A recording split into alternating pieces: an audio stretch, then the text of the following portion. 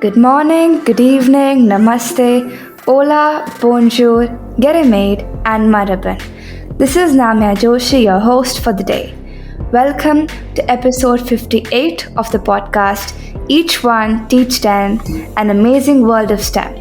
An inspiring venture where we'll be discussing that STEM is part of every day for every kid.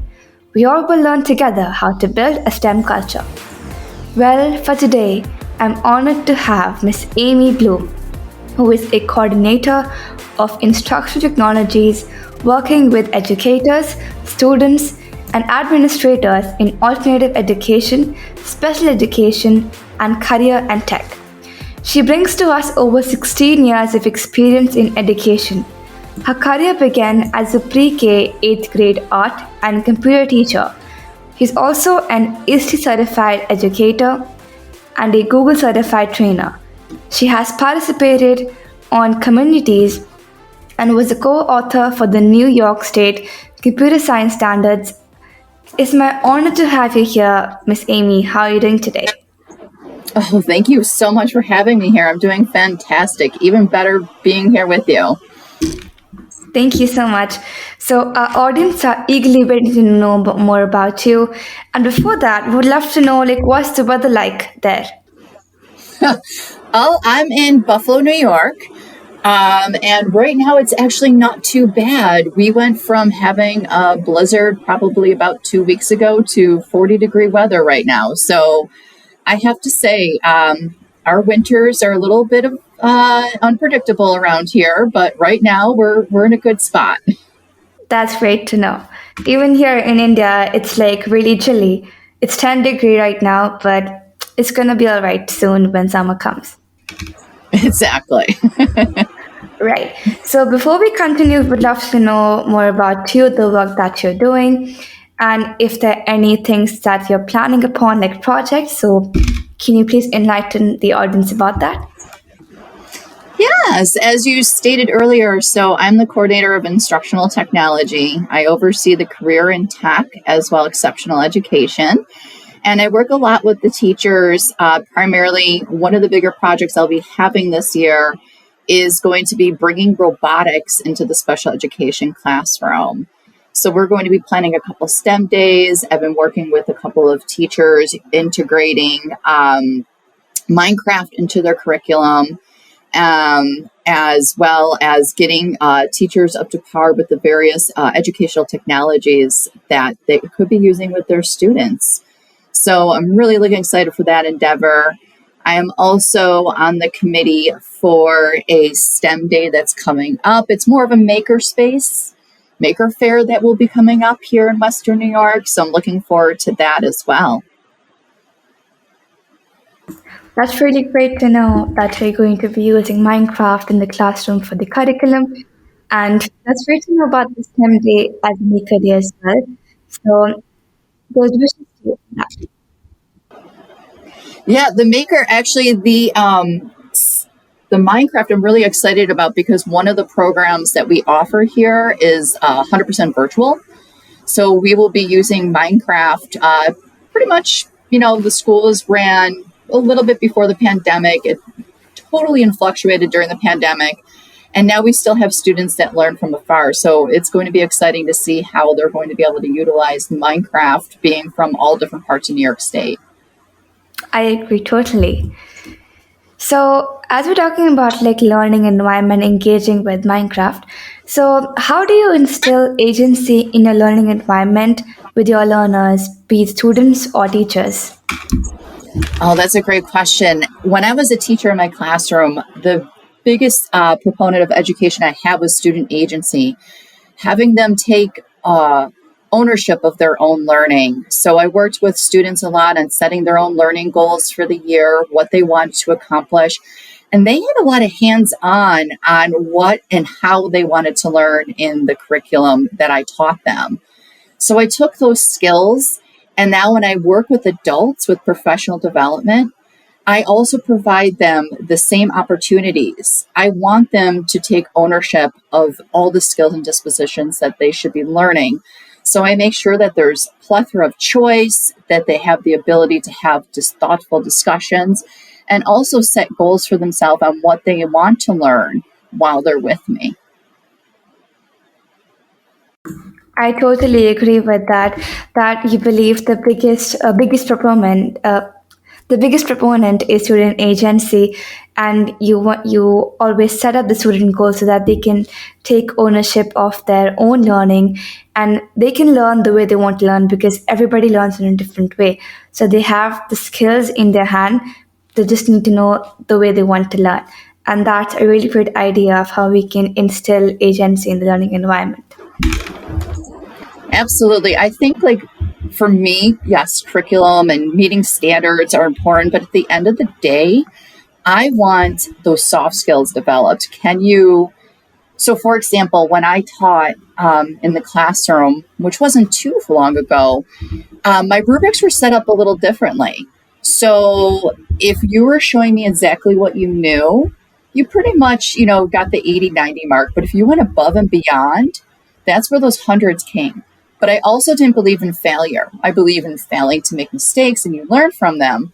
But I also want to provide my students the opportunity to redo and resubmit. So I think that's a big part of agency, is having those conversations. So we would have the rubric set up. We would have a one-on-one meeting with one another. Also, within that, students were able to self-assess and they got peer assessment. So the self-assessment, the peer assessment, then it came to me. So we would have those one-on-one authentic conversations. And if they felt that they wanted to achieve a higher score, or if they wanted to learn a new skill, they always had the option to resubmit any assignment because I'm teaching them those skills of agency. I want them to take that ownership of their learning.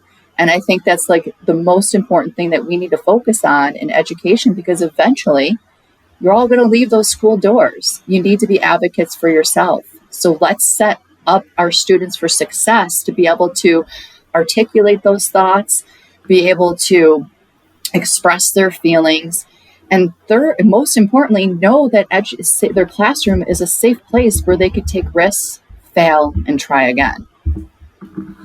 I totally agree. That's really substantial when you're talking about soft skills because they're very essential and they're a part of a way for one to improve the ability that they are working with others, and that can also have like a positive influence, like you said, that students are going to walk out of the school doors one day. So that's a really a good way to positively influence on furthering their career. And besides that, you mentioned about self-assessment, and that's really essential because that provides students with opportunity to self-evaluate, or they can also realize about what is the learning process and what are the products of the learning that they're having in the classroom. So in this way, it's really great for them to get new skills like time management, communication. They be able to adapt more, have more problem solving skills, have more creativity like the four C's, and the most importantly, how to develop the interpersonal skills as well. Absolutely. I couldn't agree more. And I believe that, when I first started having students self-assess themselves, I was like, oh, they're all going to give themselves 100 right off the bat. What I discovered is that often there were worse critics when it came Right. to assessing themselves. It was very bizarre for me to the social emotional component, that how insecure and unsure that a lot of the students that I worked with were about their own work before they handed it in. It was really eye-opening. Right. Sometimes we need to learn how to agree to disagree. So that's like a really great value that we need to learn. Right. So coming to my next question for you is, when was the last time you explored a new passion? And how have your lessons learned transpired into your learning environment? Yeah, my biggest ask of anybody who's listening right now is that you are never too old, or it's never too late to explore a new passion. Now, I have spent an entire lifetime trying to try something new. I'm very athletic. So if it's signing up for one of the races that I do triathlons and I'll do marathons or half marathons. I'm only, into half of those. But for me, music has always been a passion of mine. So just recently, I took up playing the guitar again. And I feel that it humbles me. I work with a lot of teachers who may be a little bit scared to use technology or unsure of how to use it within their classroom. And I think learning an instrument such as the guitar, where you think it would just come so natural, and to sit there and struggle through some of the chords or to memorize a song, it grounds you and it makes you more human and it makes you relatable. So when I'm asking a teacher or a student to try something new, I'll be like, hey, you know what? I'm discovering this passion. And for me, I'm very passionate about it, but I forget that there's a learning curve to that as well. So that's how I take what passion that I have learned and transferring into my own learning environment. On the other side of that, I also always wanted students. So I started my career as an art teacher. And way back when, back in the day. And I always believed that the arts were a great way for students to find their passion. And we can only provide this in education if we give those instances, those moments where they could discover what they love and what they truly want. So having those passion projects, opening up projects where, for example, when I taught web design, yes, I wanted them to learn coding, absolutely, positively, but more importantly, it didn't matter what the website was about. Pick something you're passionate about where you could do the research, also learn how to code, and make that connection in between. So it's opening the doors for students and adults of, I'm going to say humans. We're just going to make this a human thing because it doesn't matter the age. There's always opportunity to find new passions, and there's always opportunity for growth and development. And there's a lot that you discover about yourself when you're able to discover new passions that you have. So I could speak for myself because I'm usually an individual that will go out and try anything. But my big ask is for anybody listening is try it yourself and then bring that into your classroom. I totally agree. That's really stimulating, Miss Aimee, that you're talking about like passion, and there's no age, to start something new. Actually, I was reading this book called Ikigai. So that's basically the purpose of your life and what you can give to the world, and basically the reason to get up every morning. And that is when you follow your own passion. And like there was this man who loved to write like comics and all. So he just stopped writing in between because he thought he was too old to continue. But then somebody inspired him to keep on going forward because if it's your passion, then there's no age to continue it. So that's really great ideas that you've shared with us about triathlons, marathons, and like music being your passion because it humbles you. I totally agree with that because music can raise like someone's mood, or it can get them excited or make them calm, humble, or relaxed. And also it helps us to completely feel everything around us and helps us to express the all our emotions that we have. And like when you're talking about like trying something new, there's always a new learning in that. For example, you mentioned art. If it is someone's passion and someone discovers it as their passion, they can express their emotions through their hand. If someone's have a passion like doing coding, they can express their passion through making different like, things that can help to save the world or bring up new startups. So like you said, opening the doors for humans for growth and development. Yes, absolutely. Right. So moving on to my next question for you, how do you help your learners find what they are passionate about or, ignite curiosity in them for their passion?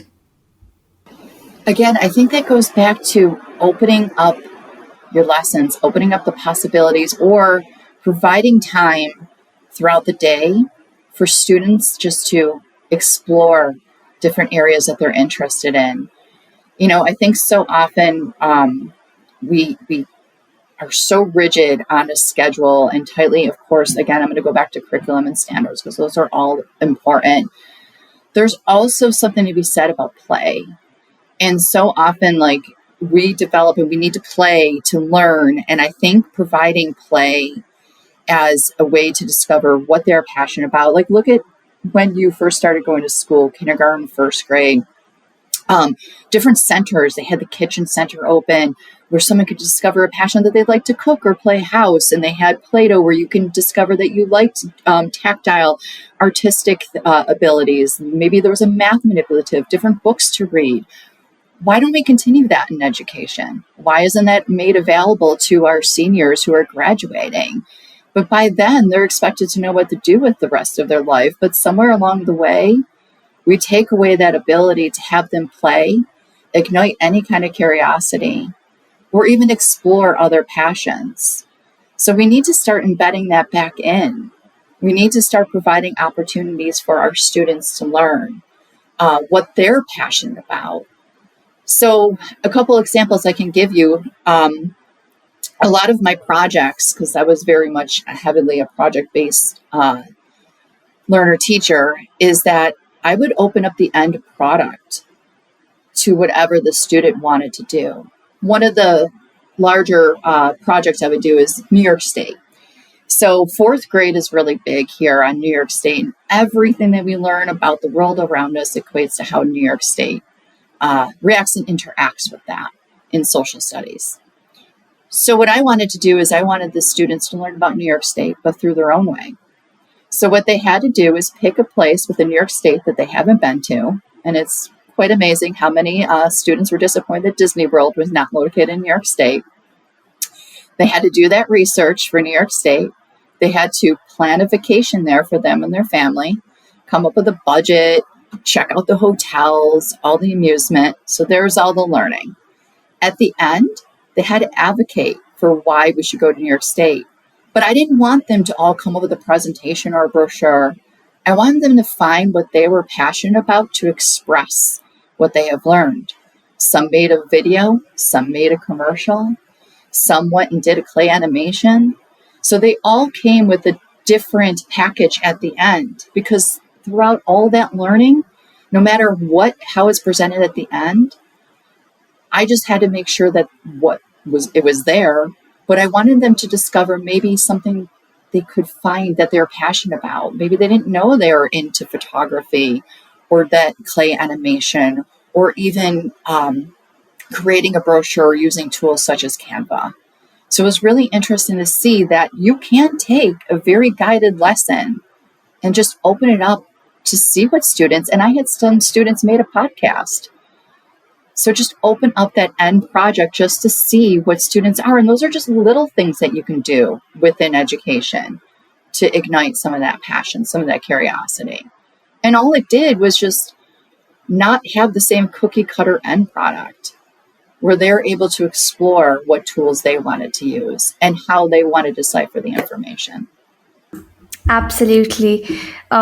You're talking about, providing time throughout the day to students to find the topic they're interested in. And that's when you talked about play. And I totally agree with that, because play matters a lot in the life of everybody, because it encourages, it stimulates, and it supports students a lot in the development of their skills, understanding of concepts, and like how quick they can learn language even, or like how they can enhance their communicating skills and enhance level of the focus as well. Because I've always heard this thing from everybody that children are very inquisitive, because when people play a lot, they learn different skills, and that's what makes them very curious about why is that thing there and why do we have to do it like that. But when people start growing up, their inquisitiveness decreases a little bit because they know things already. But when we're trying to learn something new, then the inquisitiveness comes back again, and that's what we exactly need in the life. And you mentioned Yeah, about the example. Yeah, please go ahead. no, I said we need to emphasize on that though, because I think somewhere along the way we become afraid to try new things, and we're afraid to play. We're afraid to click buttons. We're afraid to do everything because we're afraid to be wrong. But when you're a child and you're inquisitive, you could stand up and, give all this false information like tigers don't have hair and they're slimy, because to a child, if that's all they see from far away, that might be what they believe in, but they're not afraid. They're not afraid to be wrong. Right. And actually, that's a really good point, because they don't have the thing like, okay, I'm going to say something wrong. Because when we start growing up, and even in the classroom, we always tend to be, I've experienced that too. We sometimes do feel hesitant to say the answer, we might be wrong. But if we're a child, we can say anything that we want, because we want to express out ourselves properly in every way possible. And that's what we need to instill as a great value in everybody.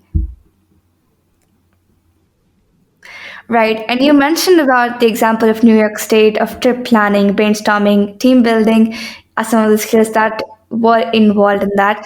That reminded me of this activity called flip teaching that we do in our school. So it's being used everywhere across the world. But in whenever our teacher asks us, to go ahead, teach the concept. So that similar way of students being divided into teams, and they choose the tool that they want to choose. Some use Canva, some use Adobe Spark, Adobe Express, or even using videos or making web pages. So that's just using different tools, exploring themselves, different kind of ways that they can bring up to the classroom. And in this way, they're learning about how to collaborate and how to bring out their ideas, how to express, and how to most probably problem solve if they have any problems that come up. And at the end of the day, it's going to be the best project ever. Exactly. And just allowing that time and understanding that you don't need to be the end all be all of knowledge and expertise in the classroom, that your students are just as powerful of teachers as you are. And that's what I've learned through my years of being in education. Right. That's really great. So I have a surprise fun question for you. So Okay. what are the 3 books you'd recommend to my audience, and why? Ooh, 3 books to recommend to your audience and why. Well, I cannot wait to read yours. So I have to say that I'm very excited about that. I am a large Sir Ken Robinson fan. And I believe that his book is Creativity in Schools. It's something on the lines of that. I actually was able to meet him a few years back, rest his soul. Really fantastic man. He signed my book. The way I love is that about this particular book is talking about actually a lot of what we spent time talking about this morning, about instilling creativity and how schools sometimes squash that and how you can bring that back into the school setting. Most Likely to Succeed was another book that I really, really, really thoroughly enjoyed. Again, a lot of these books are about seeking passion and coming in at education at a different angle, that children are more than test scores, that we should be developing these soft skills with our students. And a third book, let me see if I have something. I have a bookshelf over here. Let me get a little sneak peek here. What else I've been reading? Oh, Creating Innovators, another Tony Wagner book, is another great one I have here. So again, a lot of what I read in terms of education is really how shifting and shaping of the mind and shifting education as a whole, and how we could be doing differently, are usually the books that I recommend to many who ask me those questions. But I have to say, I cannot wait to read yours. So Thank you so much. I will be adding yours. Thank you so much for recommending those books. I will surely go ahead and read some of them. But I actually have read one of them by Sir Ken Robinson. That is The Element, How Finding Your Passion Changes Everything. It's really great. Yes. And I love him because he has such a great sense of humor when it comes. He's very human when you read his books. It's not textbook-like. Yes, I totally agree with that. All right, so moving on to the next question. How do you provide opportunities of choices throughout your lessons, professional development, and project or problem based learning in your classroom? Perfect. Well, I already picked up a little bit on that earlier when I talked about my fourth grade lesson. Again, just going back to the student regard, and then I'll transfer this over to me working with adults.